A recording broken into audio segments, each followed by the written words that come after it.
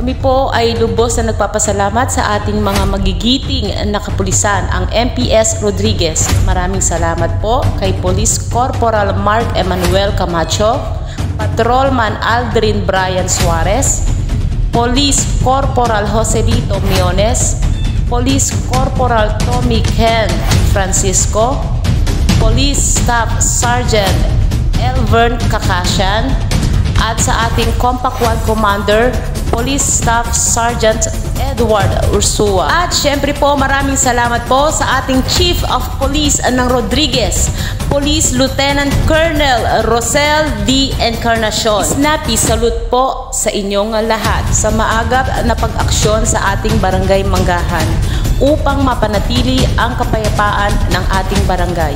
Maraming salamat din sa ating Kapitana Marivic Angeles Cristobal sa pakikipag-ugnayan sa ating mga kapulisan upang maging maayos ang ating barangay. Maraming salamat din po sa ating mga concerned citizen na tumutulong at nagiging boses ng ating Kapitana upang matugunan ang mga nagiging problema ng ating barangay. At syempre, maraming salamat din po sa ating mga masisipag na BADAC Department at mga barangay tanod na handang tumulong sa lahat ng oras.